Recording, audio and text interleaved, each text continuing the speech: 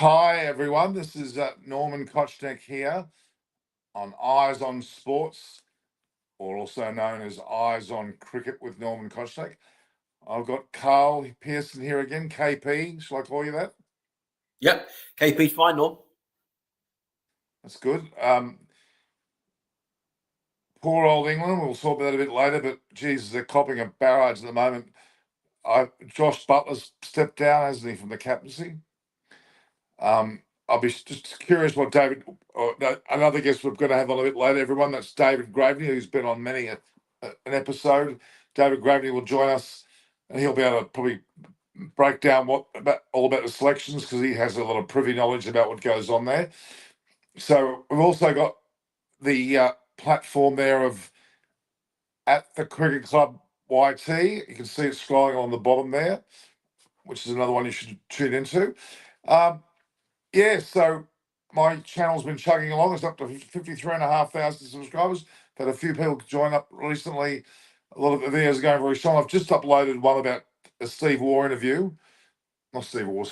Smith interview, which was prior to the match. He's going to be coming. It's playing in the background for us. By all reports, it was a bloody boring interview. He didn't say much. He didn't do much. No idea about selections. Of course, the Australian side has lost Matthew Short. That opens up an opening position, whether it'll be Fraser McGurk that comes in, or they're saying Connolly will come in, which would obviously mean, I would imagine, Josh Inglis will open the batting, and rightfully so. I think that's a great selection. I think it's with great certainty Josh Inglis will bat as an opener, because he is an opener.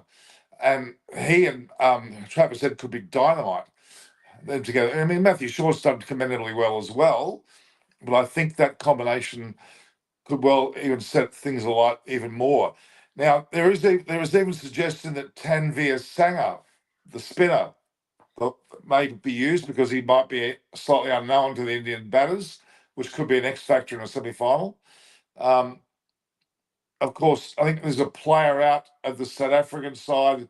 I've heard, I can't confirm it now, but that's for tomorrow's game. I personally think New Zealand will be specials for that match. I can't see South Africa winning that. That's my thoughts. We'll wait and see. It's a pity that Australia are playing India in the semi-final, because it's probably worthy of a final rather than a semi-final. It's very unfortunate. I did note, and I'm sure you've heard, Carl, about this whole selection of grounds and India playing in Dubai. But Robert Chapman brought up a very good point. He said, well, Dubai's not their home ground either. It's not their home country. So is it an advantage? Perhaps a little bit in terms of timing, but it's not their home ground either. So really, you can't really say it's overwhelmingly in favour of India. I'm starting to wonder whether all that's a lot of hype. And yeah, it's very intriguing. What's your thoughts on the game today, Carl? Well, firstly, Norm, on that, the India PR machine will tell you that it's not a great advantage, yada, yada, yada, which is absolute rubbish, because they've been tucked up in their hotel practice facilities, know where they're playing, pick the right squad, pick the right team to play in Dubai, completely different conditions to Pakistan. And the others have got to travel overseas. A couple of days ago, South Africa had the absolute stupidity of traveling there to wait and see what the result was, to travel back on the next flight. It's absolute lunacy. Yeah. For in this day and age, for cricketers that are up to the max with traveling and being away from home and whatever else is going on, to make them do that is an absolute outrage, really. But so for Rohit to say that it's not a great advantage is nonsense, in my opinion. Yes, it isn't their home ground, but they've been there for a while, played every game at the same ground. Everybody else has got to dance round to their tune, and I don't buy a second of it, to tell you the truth. Yeah, okay. So Manu John is saying India will win and go to the final. Nadeem Ahmad is saying, remember the name ROKO. I'm guessing he's calling Rohit Sharma KOs. I'm guessing that's what that means. I'm not sure what else it means. But Manajan also says Aussies have a good chances, but won't be able to capture a complete win. I kind of agree. You'd have to think India are special. Australia's team is simply not what it normally is. Even though Josh Inglis and like could do very well, Maxwell hasn't really performed, has he? What we'd like to see him do. I saw some net shots of him earlier in the week, and they looked amazing. But India, if they win the toss, will probably bat, and their Varun Chakraborty will probably put a lot of pressure, and their spinners will probably squeeze Australia. And I'm imagining India will win, but we've said that before about India in various matches in the World Cup in 23, and Australia come out victors there as well, having played awfully early on. So it's going to be an interesting match. I'm pretty excited about it. 1 minute to the toss, Manu John saying that's correct. It's not far away, and I should get the actual team sheets very soon as well, and normally send through the team sheets. One thing about today's game, Norm, that everyone should bear in mind is that Travis Head's got an incredible record against India recently, and including 100 in the World Cup semi-final and 100 in the World Test final. So Travis Head's had a good recent spell against India, and is going to be the main difference between whether India are favourites or whether they get knocked out again by the Aussies at the semi-final stage. Maxwell is the X factor. Is a luxury player, as you know. Yeah. And it could come off at any time. He's capable of coming off it against anybody. The main thing here will be the toss will be very important, and we don't know. That to happen as we speak. I'm just pulling it up. We don't know yet what the state of the pitch is. Have we got a new pitch? Have we got an old pitch?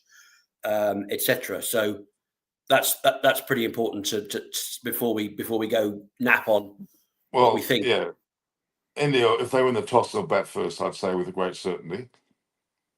Okay, so we're looking at we can see the ground. We can see I think it's Harsha Borgle's gone out in the middle there.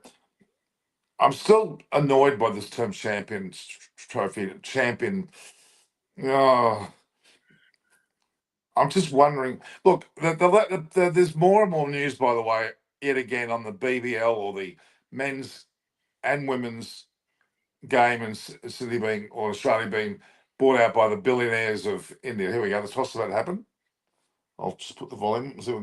Two champion teams of the modern era going head to head to the finish line. It's India versus Australia. It's the Champions Trophy. Ravi Shastri. Coming to you live from the United Arab Emirates. It's coming up to toss time for the Blues. Coming out, firing on all cylinders, is the veteran Rohit Sharma for India. I like Ravi Shastri, don't you? Yeah, I think he's a great broadcaster. It's the old warhorse, Stephen Smith. And someone that's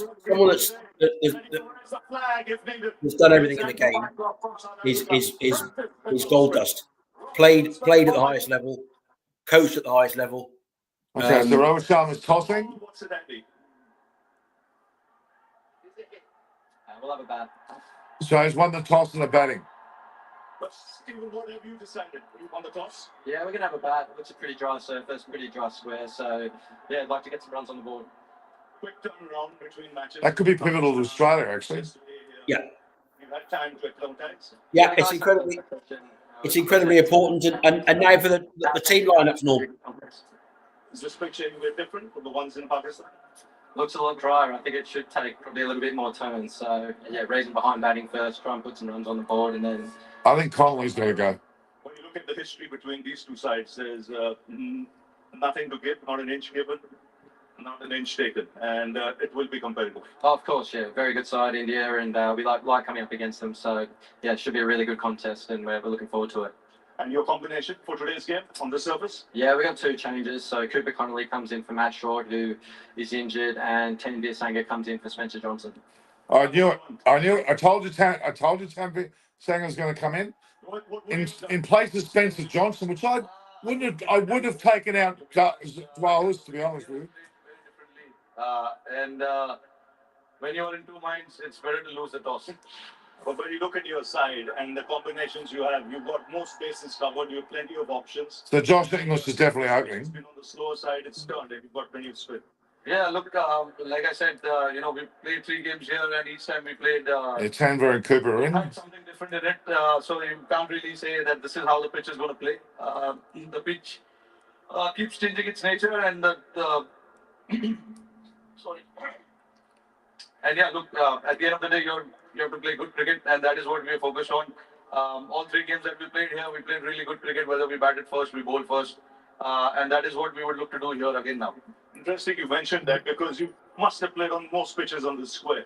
Are they different pitch by So Australia batting first. 4 or 5. Tanveer Sanger and Connolly in the side, both relatively unknown to the Indians.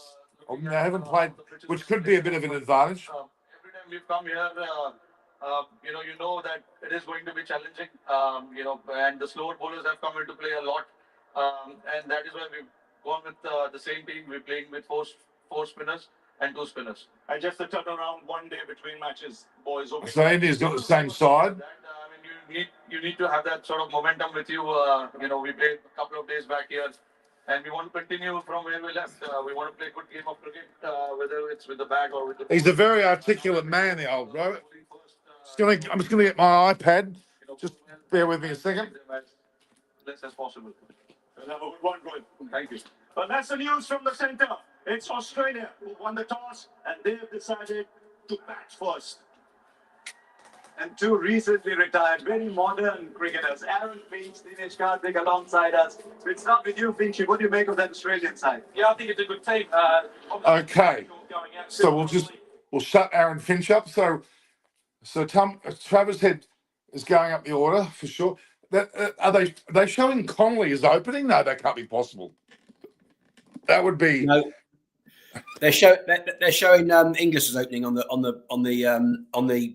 well. Sky Actually, Sports. no. Well, they're showing on the screens right now that Connolly's going to open, which would be, oh boy, that's I hope it's Inglis put it out because I think it would be a bloody big mistake to put someone as an opener when they really haven't got that skill base. That is a bold selection from Australia, but for my money, it's the right call to go with the extra spinner in Dubai. You're playing, you're fighting fire with fire, and to go with all mostly pace attack has been shown to be wrong so far. The teams that have done that, like England, are now back home freezing. It's -4 this morning in London, so it's I make it right. It's a bold selection. They've won the toss. They took the gamble. The gamble worked out with the toss, and it's now up to the Aussie batters to put a score up. 270, 280 norm is going to be a decent, very competitive score. Okay, so Connolly and Sanger in. Is it Johnson? Is it John? It's not Johnson. Johnson. Spencer Johnson. I would have left him in, and I would have had Drahus out myself. Don't you think? Out of the bowling. What they've gone for here, Norm, is Spencer Johnson bowls close to 90 miles an hour, 85, 90 miles an hour. Dubai is slower and lower pitch, and they've gone for the variations of Nathan Ellis, slower balls, slower ball bouncers, back of the hand balls, he bowls, leg spinners, and Darshas, who's a bit more controlled. He's got a bit more control. He's taken wickets. He's bowled well. And Johnson's a little bit of an X factor. Could go well. Could be could be all over the shop. So the Aussies have gone with a very specific game plan of hoping they win the toss. That's gone their way. Runs on the board and reliable bowlers and spinners. That's what they've gone for, and so far it's worked out for them. So, whatever the odds were at the start of the game, they've probably tightened up a little bit in the last 5 minutes. Well, look, I'll say it again. If in terms of opening position and the batting, Manu John Smith should have taken the bowl. It should have bowled first. You've got to be crackers, Manu. Nobody in their right mind is going to bat second on this pitch. In Pakistan, maybe with the dew and stuff, but you've got to bat first. As Steve Smith said, it's a very dry pitch, probably a used pitch, and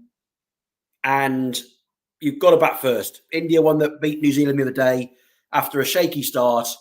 They beat them by 40 odd runs, and batting first actually got to be a huge advantage, I would say, especially with a team full of spinners.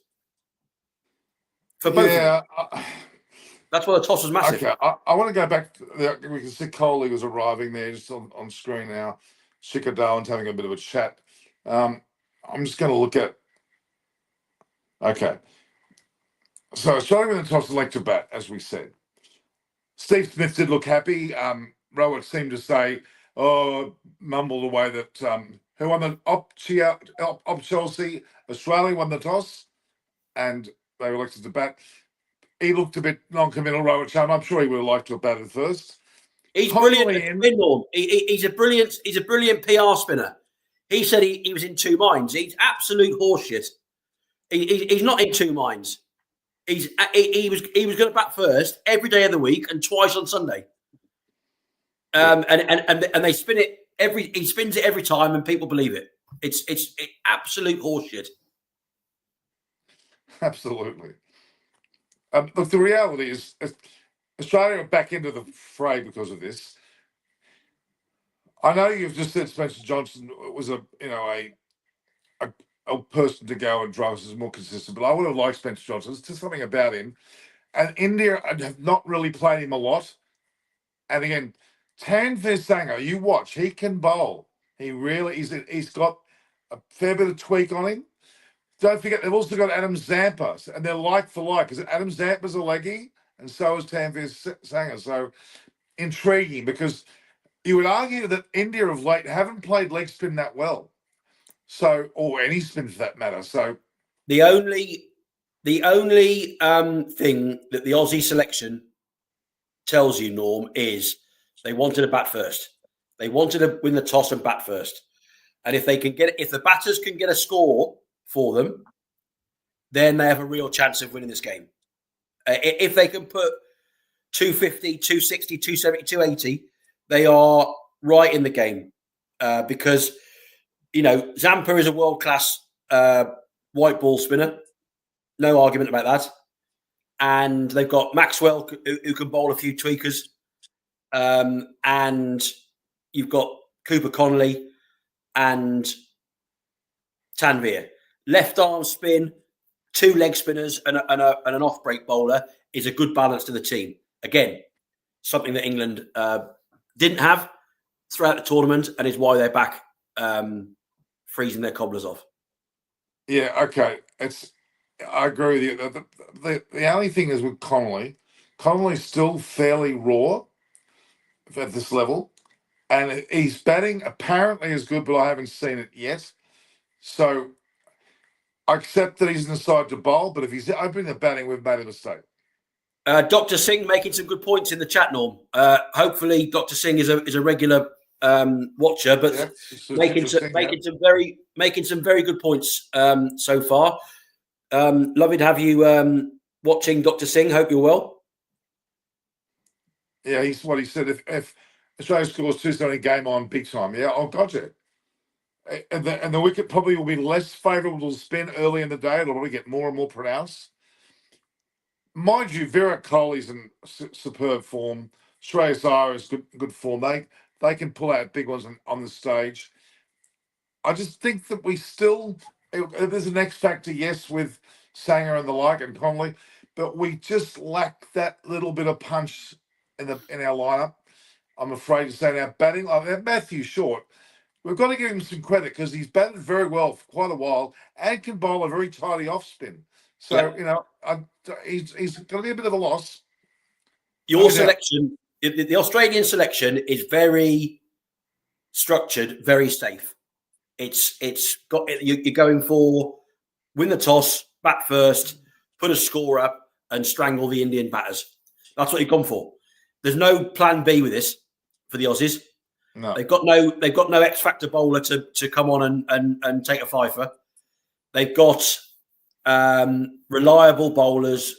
Ellis is no world beater, but he's a good cricketer. No world beater. So the Indian batters have got a great chance against probably a second string, being fair, it's probably a second string Australian bowling attack. Apart from Zampa. So the Indian batters have got a chance, but we don't know what the wicket's going to do. If it's a used wicket, is the wicket going to deteriorate in the second half? The Aussies are hoping it is, because if they get a score on and 4 spinners, including Maxwell, then they've got a great chance. And they've picked the right team to win the toss and bat first. And the only thing we don't know is how the pitch is going to play. It looks brilliant on the screen early on. It'll be fine for batting. It's down to the Aussie batters now to put a score up, and then it really will be game on, as the good people in the chat are saying. Put a score up, it's game on. So let's just say who's got the advantage. You'd have to think that Australia's got an advantage of batting first, and they've got spinners in the deck. They still probably, India has a slight advantage, I still think. But then they're saying Shami might get a fifer, Varun Chakraborty, significant players. Kuldeep is in there as well. He's another X factor. So Bilal, how are you, Bilal? You're back.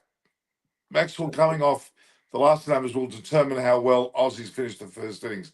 He's good when he's aggressive against the Indian spin. Will most probably have a spinner bowling. Yeah, I agree with it. Dr. Citrus thinks that no, Drew Ball will spin more than in ninth. Good toss to win. I agree. I think Australia's certainly going to benefit from winning the toss, but I still have India with a slight advantage for all the obvious reasons, namely being on this pitch for a while. I'd say that that's the case. Now, there's a bit of a think tank going on there with Rohit Sharma, but I'm okay. This is how crucial the opening batting pairing is. If they put Inglis with Head, very, very smart, because you don't need too many batters. You just need the openers to go well to score a big score. And if we put Conley in there, who has not played as an opener at this level in such a crucial match, you're making a mistake.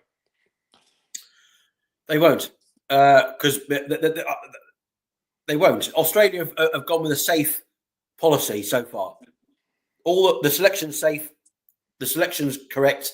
They're not gonna nose that up by putting a rookie into open. They're gonna Labuschagne can open, Smith can open. No, please don't say Labuschagne will. Please don't say Labuschagne will open. Please. Well, he can open, can't he? I'm not saying he should.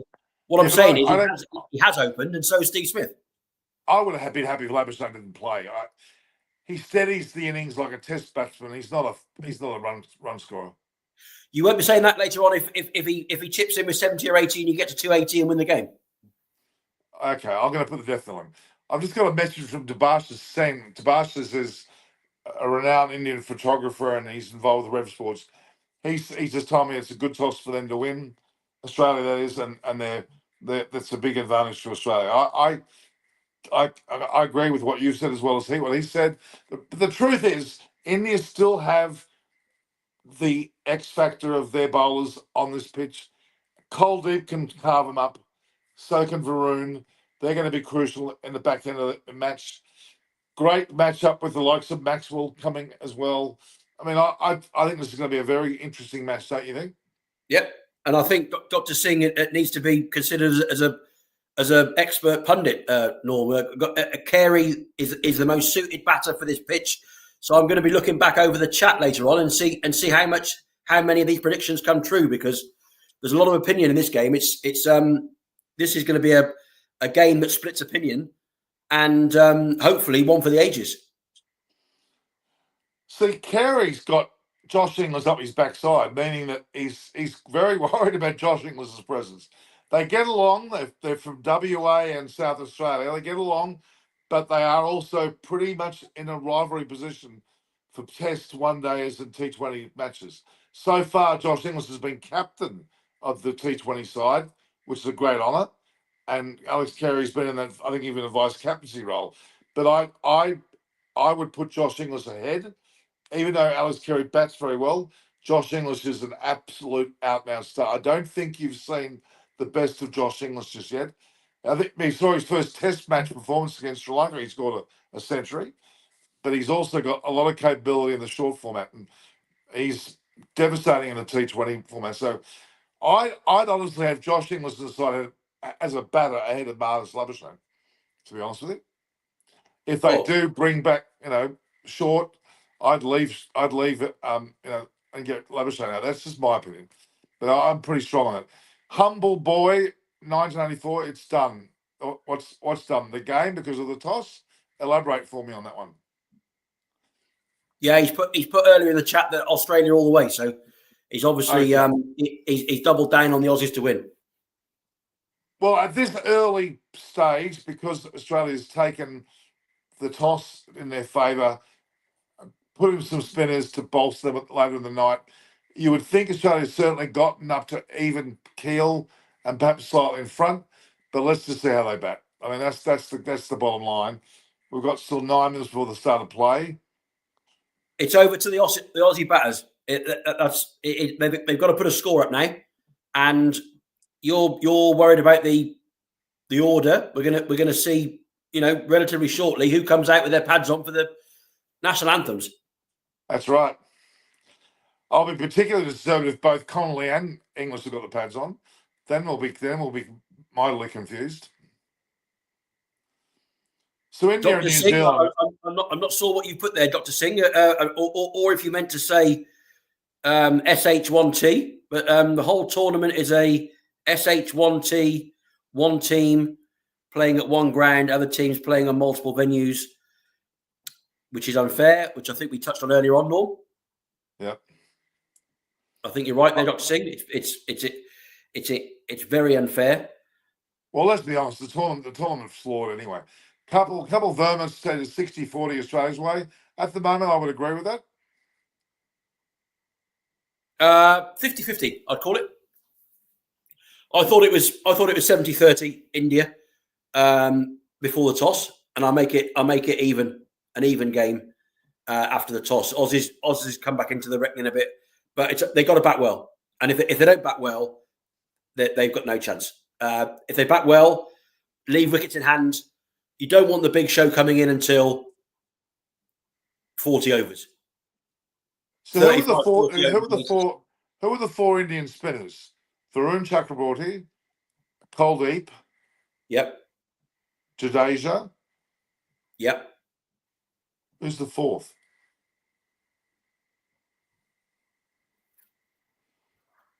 Vikrant Gupta's just posted.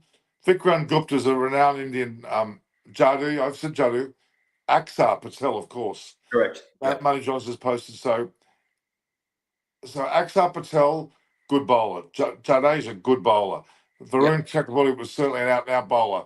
And, of course, Kuldeep, who's an X factor. Pretty impressive 4 bowlers, I'll tell you. Here's the pictures with the pads on. Steve Smith got his pads on. Who? Steve Smith. Well, is he going to open? I don't know. He's coming out with his pads on. Well, no, Labuschagne hasn't got his pads on. I think Travis Head's got his pads on. Obviously, I think that I might be right there, Norm. I think you might have Steve Smith coming in first because you haven't got Labuschagne hasn't got his pads on, right? Now he would bat normally 3, wouldn't he? Which means Labuschagne's going down the order. Steve Smith's going to open. It looks like to me. Well, that's an impressive move on Smith's part because he can bat there in the short Cricket format, cast, not test format. Cricket cast after you, Norm. Some sort of collaboration What? in the chat. Cricket cast. Okay. Norman, I want to collaborate with you. Is it possible, mate? Well, it's too late for now. We can't collaborate at this point. Okay, so Travis has got pads on. And Cooper Connolly's got pads on. Oh Has he? my God. Josh Inglis has no pads on. I don't think. So is that Fraser McGurk? So hang on a minute. He's not playing. Connolly's He's not got playing. pads on, Smith's got pads on, and Head's got pads on. Where's Josh Inglis? I don't see Josh. I saw. Where is he? Now there he is. Sees Mr. Fraser. I did not see pads on Josh Inglis. I think Smith can open. I'm afraid Connolly's going to open. He's not going to go first drop. There's no way he's going first drop. I think Smith's going to first drop, and I think Connolly's opening. Oh my God!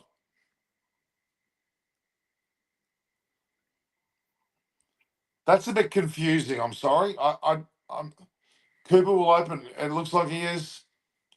Short is a huge loss. I think he's underrated. Cooper Connolly's opening the batting. Oh my God! I put Fraser McGurk in front of him. If that's So who is going to open the bowling for India? Because they've. Well, Shami's in the team. He'll open the bowling. Mohammad Shami and Pandya. Must be, unless they're going to open the spinner. Well, they might. Akshar Patel normally opens the bowling if he gets a chance. But hang on a minute. Labuschagne's not got his pads on. Inglis hasn't got his pads on. Oh, I'm perplexed. If I were Inglis, I'd be a bit ticked off because he opens in the T20 format. He opens a lot. And in the short format, he's kind of a specialist at that early slot. And okay, the only thing that they may be thinking because of the amount of spinners on later that they may keep him back for that. Maybe. Now, Connolly is still opening, and that's the same select. Smith's at 3, Labuschagne 4, Inglis 5, Carey 6, Maxwell 7. Why is Maxwell going in after Carey? Can you explain that one? I don't get that. I think they want to leave him. They want to leave him till the right time. If they're 200 for 2 after 40 overs, he might come in number 5. He's a luxury floater, isn't he? So Rowett's with Gill, Kohli at 3, Shreyas 4, Axar 5. Axar's batting higher than Rahul. What? Hardik Pandya, then Jadeja, Shami, Kohli through. And I tell you what, the Indian side's pretty hot. Yeah. Talking about hot. India's David second. Gravity has just joined us. David, there's your man Connolly coming in first. Yeah, we've got Connolly coming in, David, with Travis Head and Steve Smith at 3. How are you, Mr. Gravity? How are you? I'm not too bad. Not too bad. Let me introduce Carl Pearson, MCC player and selector as well, aren't you? Yep, that's correct, Norm.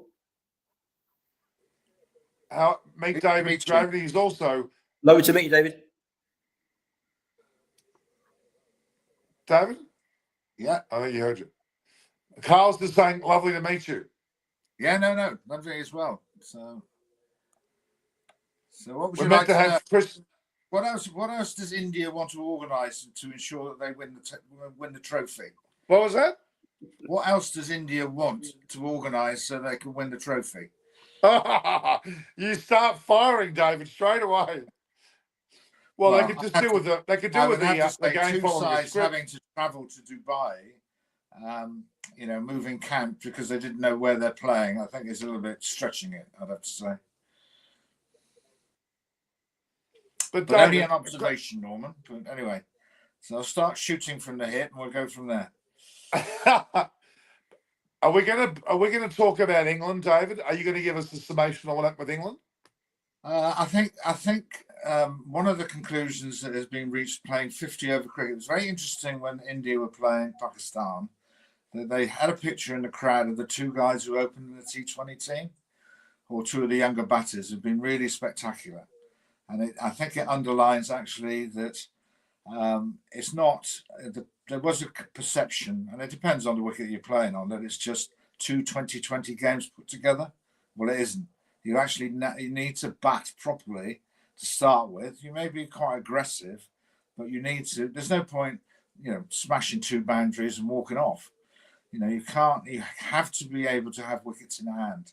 And the sides who've progressed, it's interesting, they all seem to have, like where Maxwell bats, where Hardik Pandya bats, somebody who can get the ball out the ground around 6 or 7, which is, if you've got wickets in hand, you can do that. What about Josh Butler standing now as captain? Josh is a really delightful guy. And sometimes I'm afraid being captain of England and being marched in front of press conferences and you've lost all the time does wear you down. So it didn't come as a surprise. And it's, sometimes captaincy, Norman, affects your value as a player. And that certainly was the case with Joe Root, certainly the case, and all our captains over a time. It is part of the job. I'm not complaining about it, but everybody's a human being, and it does take its toll. So I tell you what, the first delivery Shami's just bowled was about as wide as you can get. No, he's had a bit of a trouble with his radar, Shami, as he did in the last. This is be interesting to see how the wicket plays.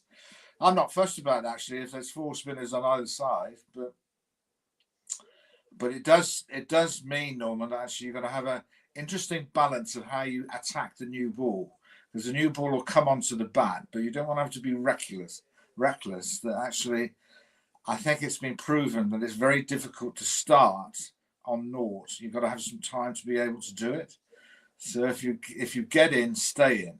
And if you're looking at somewhere between 200, 250, you'll have a chance of winning the game. Well, Travis has just been dropped, caught and bowled by Shami. A ball that's dollied back up to Shami. Shami even got a hand to it. Well, there's been some extraordinary catching going on in Dubai. Oh, there certainly has been. What were you like catching off your own bowling, Norman? Or did you ever get any caught and bowls? What? Did you catch a lot of caught and bowls off your own bowling? Or I always caught them. With my great big stomach, I had no problem swallowing like a vortex every ball that went near me. I'm renowned for that. Oh my God, it dollied up. Shami got his full hand to it. Just shows you how that's a good indication of how slow the pitch is. Second ball of the game, and Travis Head's got a fairly decent leading edge because it's a worn, very dry pitch.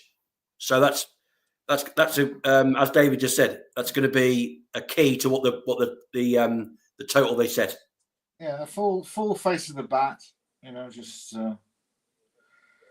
If it's very slow, you've got to, and it's interesting enough watching Kane Williamson bat, who has always been regarded as somebody who plays the ball really, really late, and that's what's got to be the feature. You've got to actually play it when it's absolutely under your nose, virtually. Norman, your man Connolly on strike. So if you put the curse on him, he's about to face his first ball. He's 21. He's at a high score of 7 so far. What the hell's he opening for Australia? Well, they're trying to give him a chance, actually, when the ball comes onto the bat, basically. So David, it's a semi-final, for God's sake. Well, you haven't got any other batsmen, have you? Well, Josh Inglis, I said earlier, David should have opened because he's done it plenty of times. And Who's that? to me, opening the batting is such an important position in the short format. You can really dominate an attack and get the ball running very well. Or you set your team back because you might be 20 for 2 in 4 overs. That's right. And that is something that is I've never really managed involvement with under 19 players, to explain to them 50 overs is a huge time. It's not 20 overs, 50 overs. So when we had power plays that finished in 15 overs, we always found ourselves 60 for 3, and then faced by a wall of spin, which is exactly the way that this game will go. So, you know, it's important. I think they should have given Fraser McGurk a go. I think he would have been the X factor because he can really put on a pile of runs. Did you see him bat in Sri Lanka? No, he didn't bat well there. Okay, David. Yes, you're right. Nigel, Touche. they've Your never batted protege before. Sam Curran should have played in the England side, shouldn't he?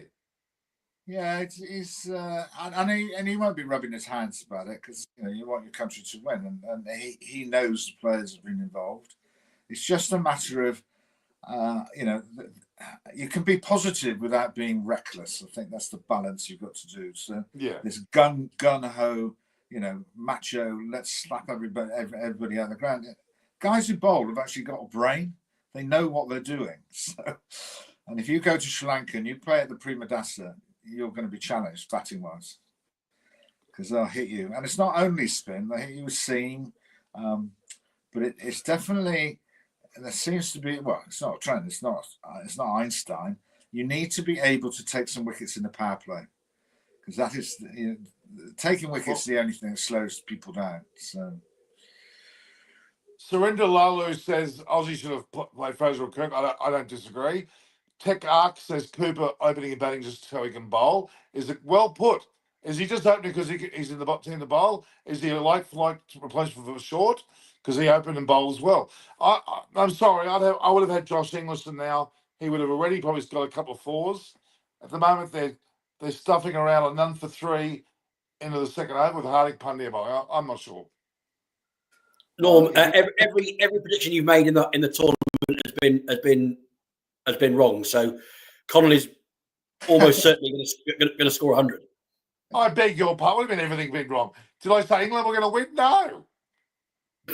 No one said England was going to win. And Inglis actually got 100 that won a game batting in the middle order. So why would you change it from there? So I think what is important actually, Norman, is left-handed, right-handed. I think that also causes a bit of damage to the opposition.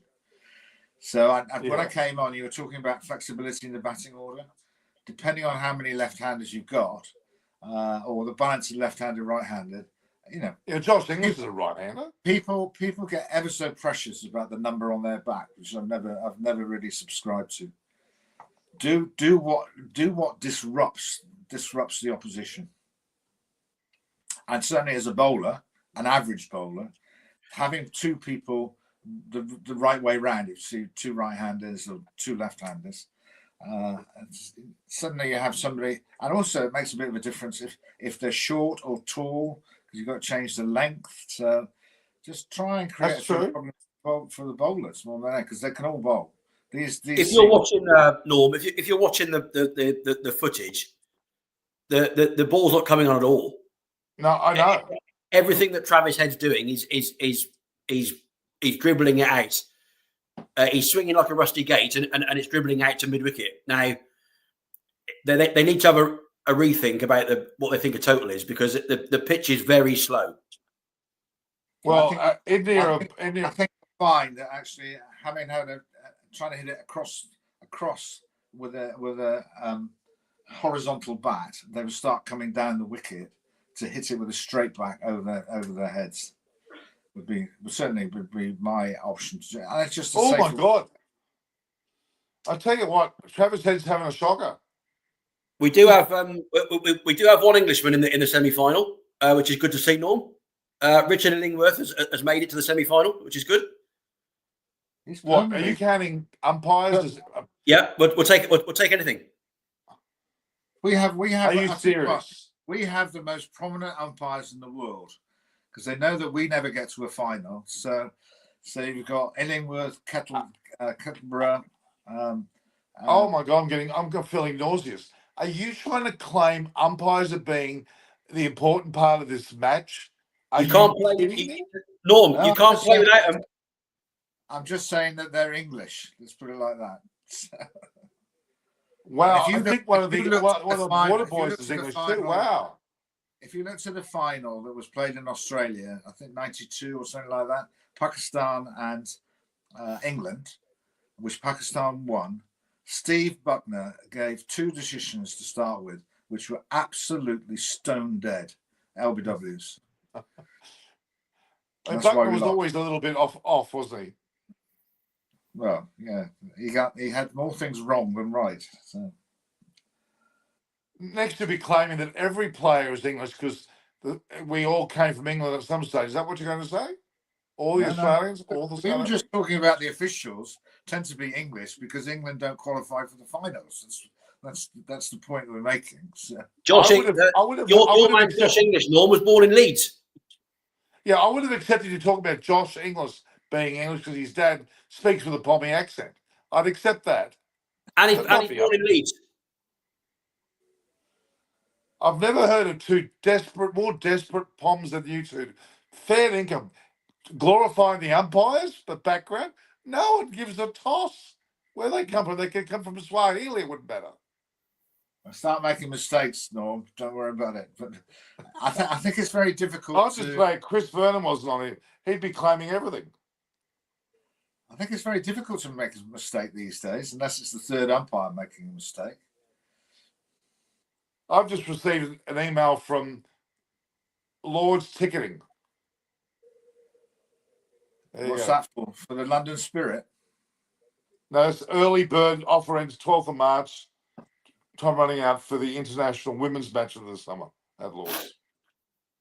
Well, there's a lot of action going on down in England, Norman. All the counties are now getting a shed load of money, and they're going to start investing it in some good players, hopefully. So, Should I remind you the fact that England were beaten 12 Zot in the women's Ashes down in Australia? actually, Not no, 6. 16-0 it was, if you really want to know. Oh, Okay. no, okay. I got it wrong. 16. It was all right. worse than that, Norm. 16-0. Oh, that's ugly. And the point of difference was well, you could say fitness, that might be a point, but the fact that a lot of the Australian girls played lots of different sports and they were just more aerobically fit. They don't drop catches like we did. So, and some of the catching, I know you just mentioned Sammy dropping a catch, but some of the catching in this tournament has been extraordinary. Oh, absolutely. I mean, that Phillips, because at Phillips who took that catch for New Zealand. Well, that was a fun two catch. of them. He's had 2 catches. Yeah. Yeah.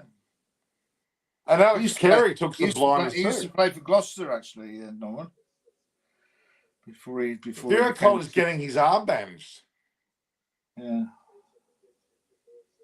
Oh my God. Connolly's not hitting anything. These two Aussie batters, Norm, are swinging like a couple of rusty gates, aren't they? I mean, I can't believe how Connolly's faced five balls for a duck. No wonder he shouldn't be batting in the an opening position. They've made a huge mistake. Huge. Who bloods a 21-year-old who is not an opening bat as an opening bat in a match like this? No one.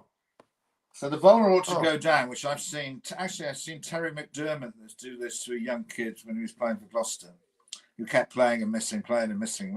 And he said, "Do you want me to put a bell in the ball so you can know where it is?" That's nasty. I mean, really, you see that Sharmi's bowling wide and off stump, then take a few steps across and meet the ball. What about the Norm? What? I've got a question for you.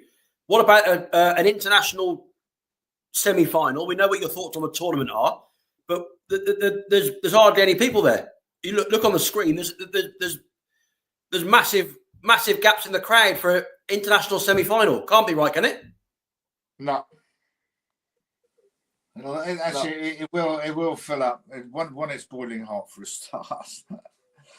I think they call There's this. none for 4 after The name almost of the 3 ground overs. is the cake tin for some apparent reason. But it's I remember being there one day, and the Shah of whatever landed on the field with his helicopter mid-match and got out, walked up to the stand of his seat, the helicopter took off, and the game resumed. Australia versus Pakistan. I'll never forget that. He just lands the damn helicopter on the field in the middle of the match. Crazy. Well, there is. They're obviously obsessed with racehorsing in that part of the world, Norman, and there is a golf course inside the racetrack. So in daylight hours, people play there, and then suddenly the same thing. Sheikh arrived in his helicopter because he wanted to see some of his horses in training. So everybody had to evacuate the golf course. Doesn't matter if you're on the second, third, or whatever. Siren, they just cleared them all off. So this is. I can assure you, it'll be packed tonight. They'll get a few people in there tonight. So. I mean, honestly, Connolly's batting really badly. I'm sorry. He's swinging like a rusty gate, but he's just not moving his feet. It's awful. Well, I just think he's managed to hit one. I think. Has he? I must be a ball behind. He must be getting a. No, he's missed again.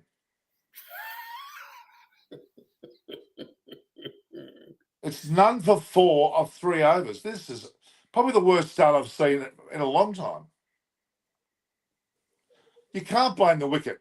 If you see that happening, you adjust. Shami's top class, though, isn't he, Norman? I mean, let's be honest. He is. He is. Oh, he's out. So. I think he's one of the top 2 or 3 bowlers in the world. Really, managed to hit one, Norman, but straight to the keeper.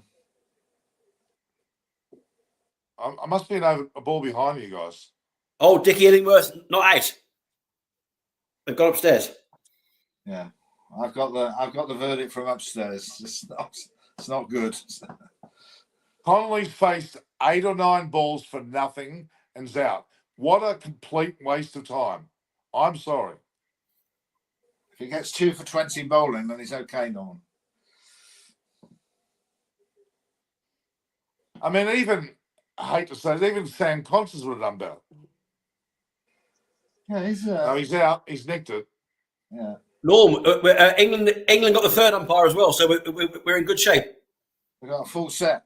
Oh, jeez. But you don't win a medal for that. Well, they'll get a medal in the final. There'll be no language barrier. Well, I don't know, actually. Gough comes from Durham. What do you mean? There's no, like, when an Englishman's umpire, there certainly is. If he goes, or, say, puts a bit of Cockney on his accent. Look at that. Kettleborough get the final, I would think, for definite. He's probably the best umpire in the world, I would think. Who? They're all Kettleborough. Yeah, he is. Who was it that who cited Kuhneman for chucking? Who was that? That was Steve. The West Indian umpire, wasn't it? Yeah. Well, he's out. Wouldn't have been Richard Illingworth because he's a left-arm spinner. So. That is a shambles. That was disgustingly. That was like putting a 12-year-old out in the batting. I'm sorry. That was atrocious. That was England. That was England-esque. That was. What Bright Spark put? I'm sorry. That was a whopping mistake. Well, let's get some of your Aussie fans in the chat. What's going on with the team selection?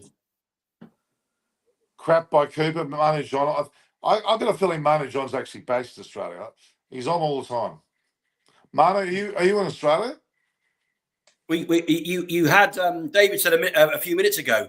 You got 2 left-handers in together against Shami, who's brilliant against left-handers. You've got the toss gone in your favour. You've got the team selection seemingly all right, and then you've cocked it up with the batting order. Well, let's see how Steve Smith goes now. This will be the true test of how good the conditions are.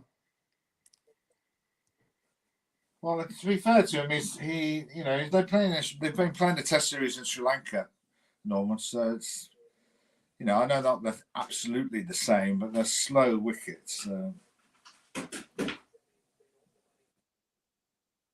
Head can catch up. One from 9, but he can catch up. just don't want to be 10 for 3, do you? No, he might be. He might have gone in the wrist. He's got how many? Oh, Shami's come off for some apparent reason. So.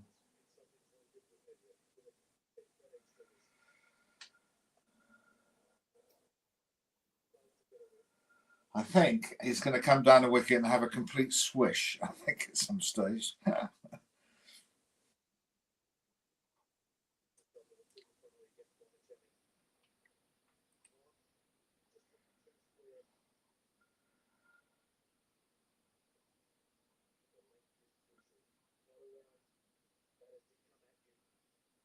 He was in no doubt at all, was he, Shami?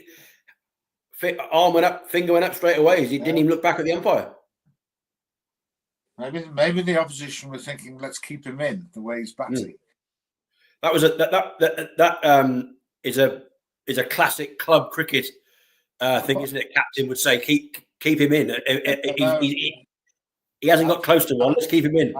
I've played in matches where that's actually 1G Boycott was playing in the game, where that was said, sort of being a one innings game at Scarborough, and then inadvertently I got him out and got a bollocking for the captain and said, "What are you doing that for?" Yeah, one of the best batsmen we've ever had.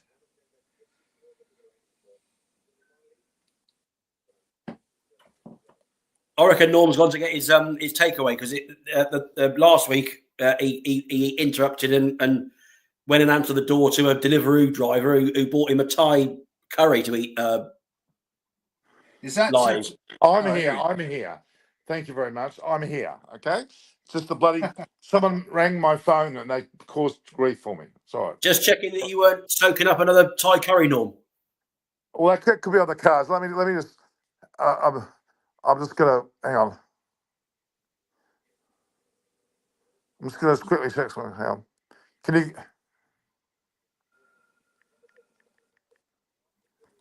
hear me?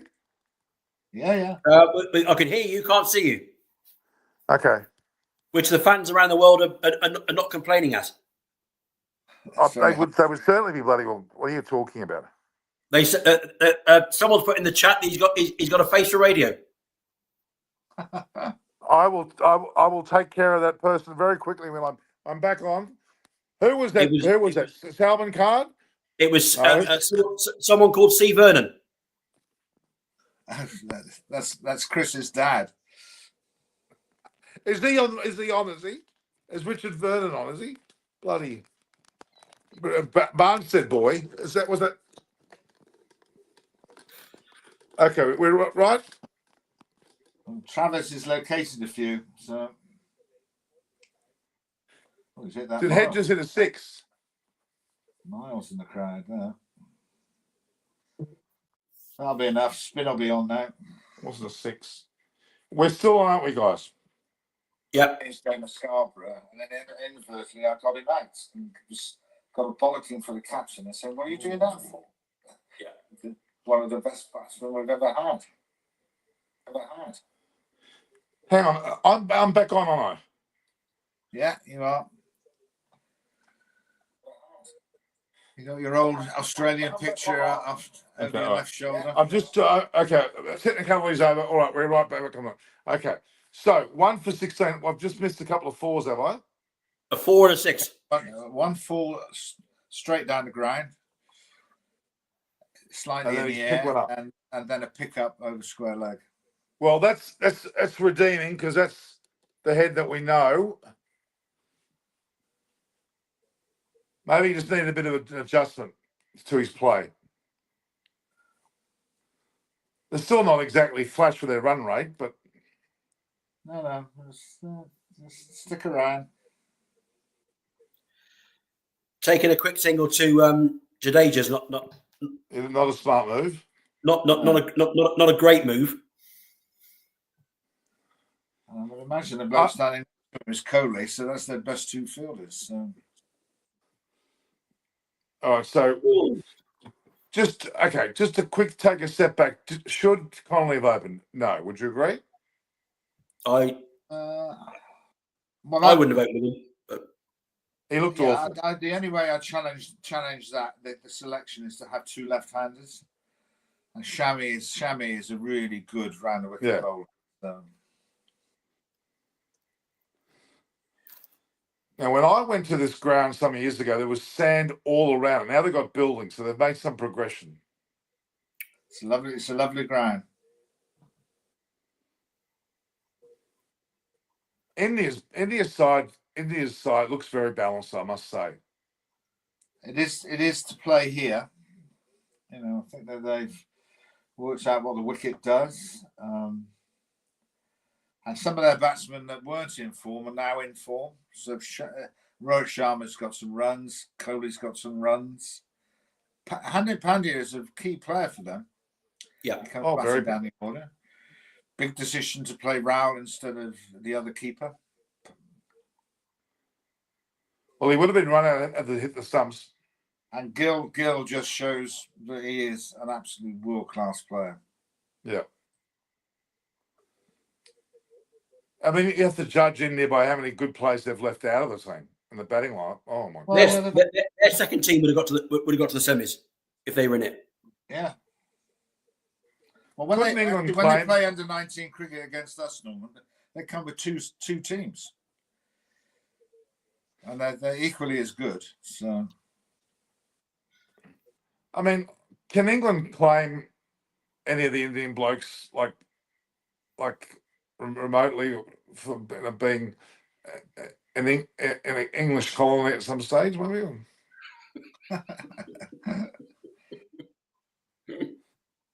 It won't be long before we'll have Singhs all through the, you know, it'll be Singhs right through the entire England side. It'll be of course, Michael Singh, John Singh, Singh. There might even be a Carl Singh in there. Who knows? there'll be more Mo in alleys. No, but with Chris Vernon, they'd have to call him Can't Sing at all. We'll just slap that one through the covers. So it's Yeah. finding his range, Head. So it looks like Head, who wants to take on Shami too. Yep, he does. This is the game here for Australia. Norm, we said it before. We said it before when we first started. Travis Head's record against India is very good, Is it? and if he gets going, he could make the difference in the game. And he's just starting to creak into life. And of course, Josh Inglis down the order is also another key. But in big games recently, like we said before, Head has come to the party. Massive 100 in the World Cup semi-final and massive 100 in the World Test Championship final. Just got to take a call a minute, Norm. Okay, all right. I'll tell you what, the sarcasm levels have not dropped. I thought they might have dropped with Chris not here, but David's taking up the slack and you are as well. It's apart from the fact that we're not in it. It's quite nice to watch two other teams because you can have a bit of sport with both teams, can't you?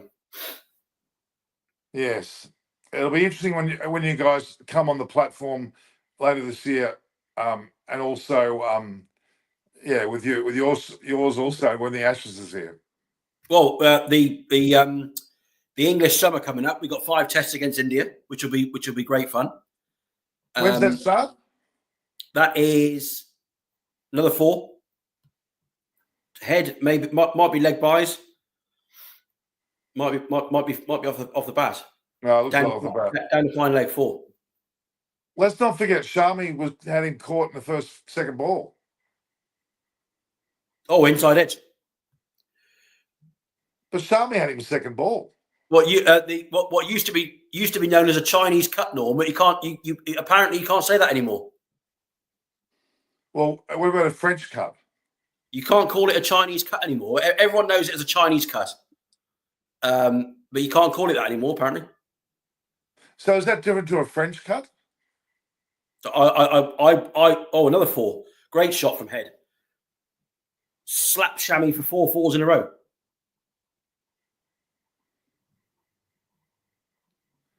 Yeah, he's adjusted, hasn't he? It's the pace of the pitch. We did say that he can catch up, and he's now in front of a strike rate of 100 in front of. and he was 1 from 9 at one stage. But Carl, he could have been out second ball. Caught. He could have been out second ball, but like you said, he adjusted. The pitch is slow. Like David said when he came on, and we said before, right at the start of the broadcast, 250, 260, 270, 280 is a great score. It's a slow pitch. Second ball of the game, he chipped it off the leading edge back to the bowler. That wouldn't have happened if the game was in Pakistan at Rawalpindi or Lahore. That could prove to be the pivotal point. I'm telling you right now. Well, we said at the start. Let's hope it's true for our credibility. He could be the difference, couldn't he? He's the man with the recent record against India. Sorry, India fans, you need to get him out quickly. I'll tell you what, though, only a few years ago I was bagging Head for his play, but he's certainly The bloke is a shown me. nuisance. He gets runs against us all the time as well. I'm just hoping he runs out of form before the Ashes. Can you hear me? Yep. Now I can't hear you. Bloody hell. We can hear you, Norm. All right. Who's got to run out of form before the Ashes? Is that Head? Travis Head with a bit of luck. Now, here's the difference. Kuldeep Yadav's come on. He could be pivotal. I'll tell you right now.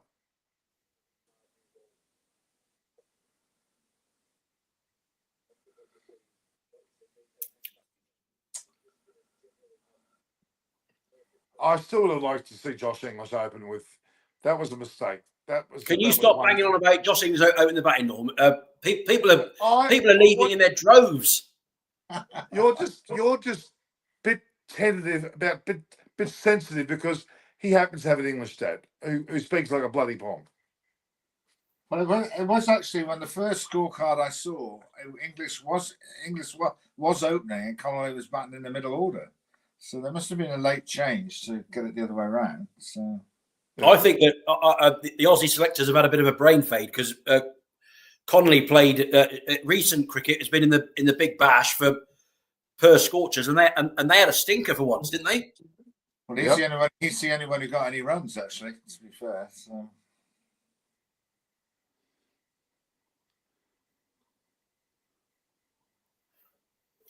All right, now we've got the situation. We've been on air now for an hour and 7 minutes. I'm happy to go longer. Well, let's just take a bit more time to see. Well, Australia now have kind of progressed with 1 for 33 off some into the sixth over. So they're fair score, but by that means great. A 6 and over, Norm, is plenty good enough. The only problem you've got here is, well, it might not be a problem. You've got rid of Connolly. He's gone. You've now got a period, as David said, where you've got proper batsman, one of the world's great batsmen in Steve Smith. He's probably going to dink it around and get him off to a solid start. Head will play as Head plays. Keep wickets in hand for the middle order bashers to come in, especially the big show. You want him coming in 4 down for 200 with 10 overs left, or something like that. 180, 10 overs left, and he can come in and have a good. It's showing Glenn Phillips' catch.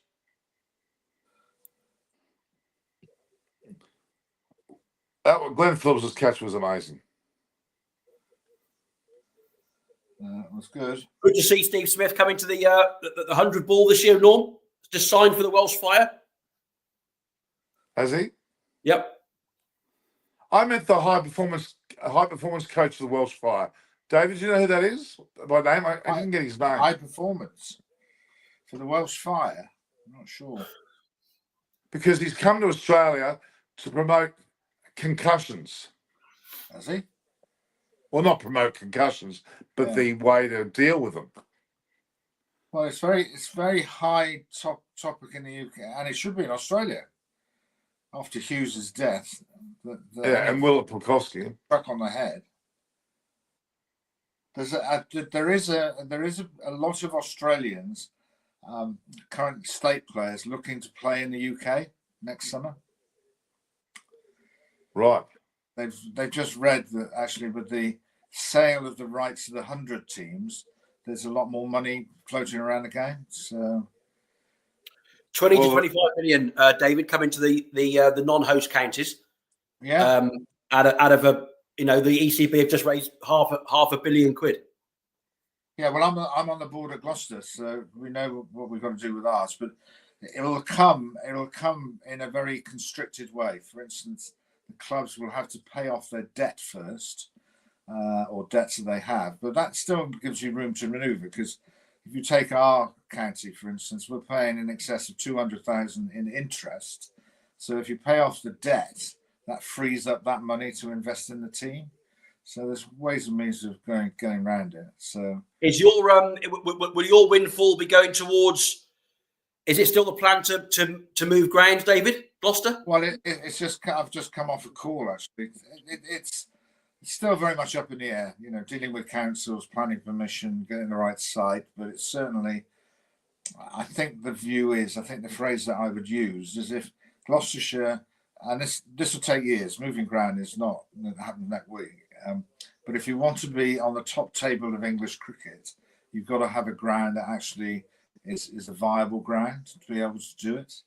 But it is, as you all know, studying English cricket, it's exciting but dangerous time at present in terms of what the game will be looking like. I think one of the greatest, and it's not a fear. I think the American market will be a big distractor for our players, because it tends to be in American sport, they do pay a lot of money for it. You've heard about, David, how the Big Bash, both men's and women's, is going to be bought by an Indian franchise, maybe just one franchise, for $1 billion. Yeah. Well, all the what happened, you probably wouldn't have read, there's no reason why you should. The 100% of the 100 teams, 51% of the value of the team is held by the host venue, and the other 49% have been up in the open market, and virtually every single 49% has been bought by companies that are attached in the IPL. So you'll have players.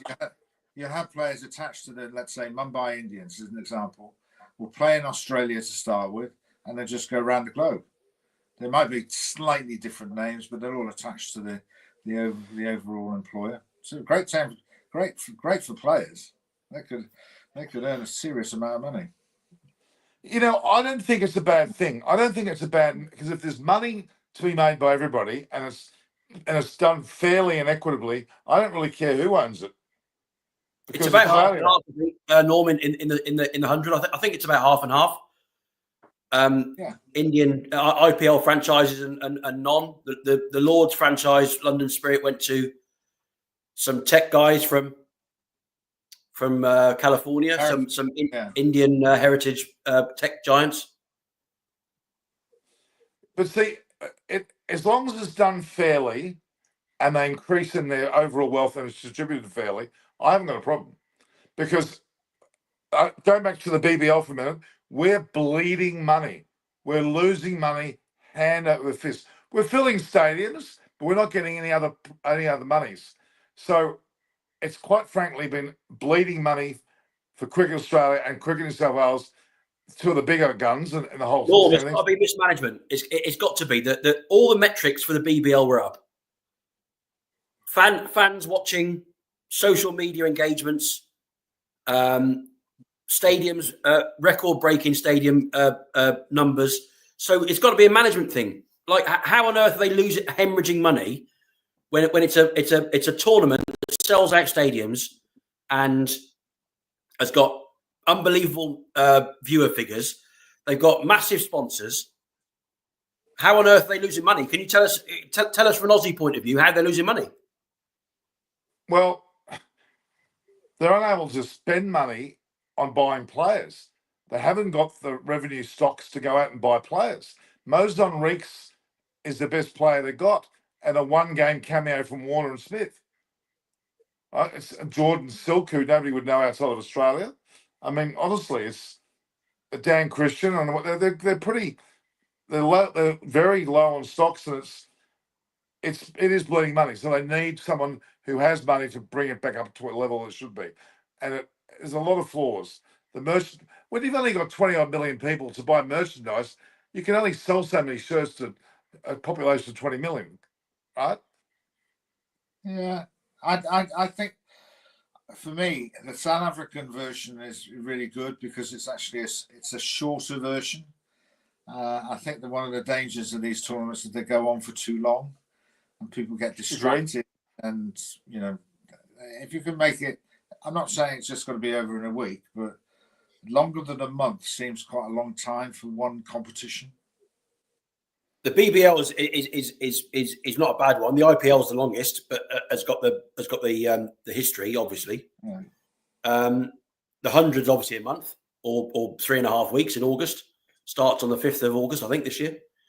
And the SA20s, as you said, David, is a quick tournament, and you get the fans buy in and people watching the games.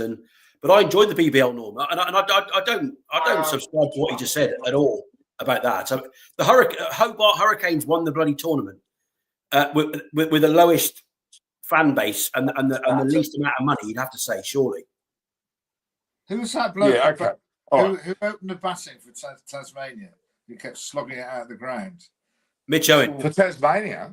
Yeah, Mitch Owen for the Hurricanes. Yeah, for the Hurricanes. Mitch Owen.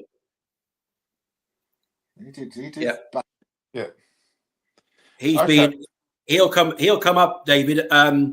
He'll come up on the halfway through March. I think it's the 14th or 15th, day after the Cheltenham Festival, actually, Cheltenham Gold Cup. Is the IPL draft? Not the IPL draft. The 100 draft. All right. Mitch Owens, I would imagine, is on the radar of most of the franchises. Heads just hit the Cullet straight over the side screen. 98 meters. That is a big hit. Straight down the ground. Straight down the ground is the way to play. So now Australia's got, albeit slow, they kept their wickets intact, which is a good sign. Well, 53 off 7 overs, Norman, is not slow.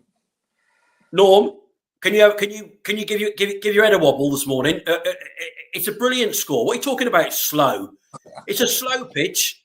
It's a spinner's paradise, and you're talking about it's a brilliant score. They bite your hand off every single one. Is that a Ty Curry, which is effective as thinking? I'll tell you what he's doing. I saw him a minute ago looking down at his phone. He's wondering what to order.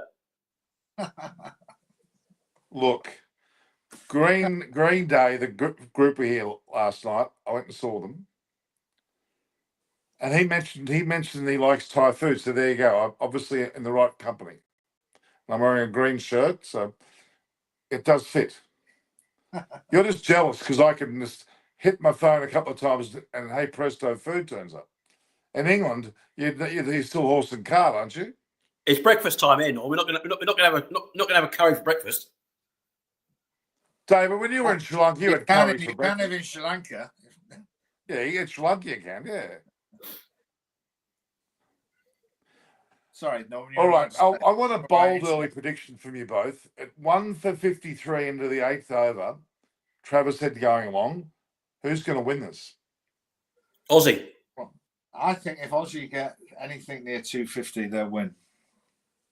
We said at the start, Norm. First thing we said, first comment was, I said 260, 280 is a great score, and if they can tinker along at the moment, leave wickets in hand, and get anything over 250, 260, 280, they've got to be favourites. Yeah, so 250 has been an old-fashioned game, Norman. Actually, you just get the run rate to go up, but not like 12 and over. Once you get it above 6 on a wicket like this with good spin, then you are not struggling because the fielding restrictions do favour the batsman in terms of the number of people you can have. They're just under 7 and over, Norm. Just under 7 and over. That gives them 350, which is way too many. So they can have a break. Steve Smith can poodle around for a bit, knock it around a bit at 3, 4, 5 and over in the middle, and still get. He's inside edges on him. He's pad. The keeper's taken it. No, he's not. Oh, he's still there. Just hit it straight down the ground. Norm, come on. You can't get this many things wrong in a row, mate. Honestly. Now look, Travis Head's missed 2 balls to the outside of his bat. This guy behind leg stump. Chakravarti's now come on. Now he will cause left-handers a problem because he's like sort of bowls googlies. All right, let's digress for a minute. England. What's going to happen there? Well, like most world events, that if you do very well, then there's it's like a seismic event. It's like, for instance, that Pakistan have just picked their team this morning to go to New Zealand for a T20 tournament and left out Baba and Rizwan. So they're leaving out their major players, not dissimilar to India, starting to get a younger group together to play. So, well, Varun Chakravarti's just been for 6. And I'm afraid Head is now just walking off. I was right that the bloke that might cause him a problem is bowling. So here we go.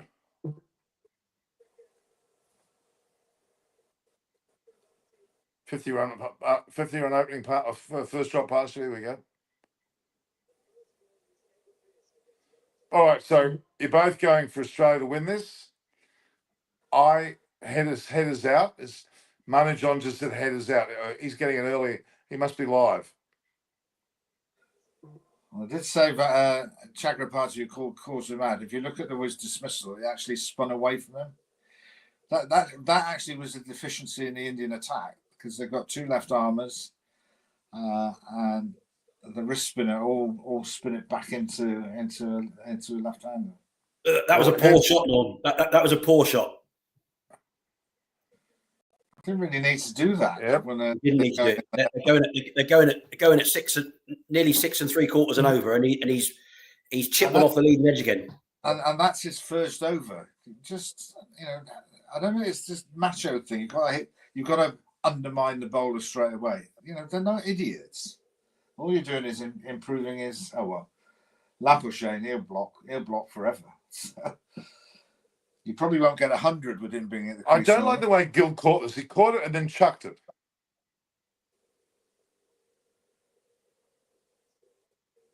You've got to be careful.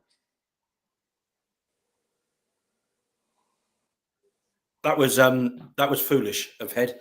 He's got a start. He could have knocked it around. Yeah, could have just stayed in. Oh, don't put Labuschagne in. Put Josh English, please. Oh, Labuschagne. Oh, I can't stand it. Actually, no, I'm just going to have a lie down somewhere because you won't miss anything. So.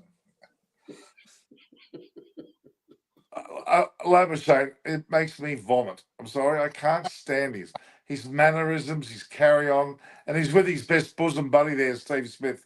Oh, sickening. Yeah, he does like a few mannerisms. So. Are you still confident Australia's going to win now? I think it'll ebb and flow, but you'll say the same thing when India bat. They may have a partnership and you get somebody out, then you have a bit of a rethink. I think it's more the figure, Norman. I think the start that they have gives them a much better chance to get somewhere between 200 and 250. But anywhere less than 250, you're going to have to bowl people out to win the game, which India did against New Zealand. And it's all spin orientated. It's the game's going to be based on the spinners and the way spinners. The way they've started is ominous, isn't it? India have got 4 decent spinners. So. Let's hope Connolly bowls better than he batted, Norm. He bloody well better. I'll tell you what. Guys, it's been a pleasure, but I've got to go and do some. All right, thanks, David. Come on to the final, okay? If you're doing this at any stage, I don't mind doing the next one. New Zealand. Definitely the final, okay? Okay, all right. Let's hope South Africa don't make it. Oh no, that's your other pet hate, isn't it? South Africa. Yeah, Markram's done his ankle in, so he's not playing. That's right. Yeah, that's a big loss. Huge loss. Probably not necessary in Lahore, but if he was playing here, because he's one of their spinners. Yeah. Anyway. Just quickly, Sergeant Yusuf Malik has just said, is the batting first the right decision for Australia? Well, it's time will tell. I would say so. I think when you get to semi-finals, finals, runs on the board is such a big thing. Because actually, if you probably, I don't know whether you've seen it, Norman, but when India played against Afghanistan, they had some problems trying to get past that. That's true. And that That's true. It's only 220 or something like that. You know, if you just end up being 60 for 3, or can be difficult.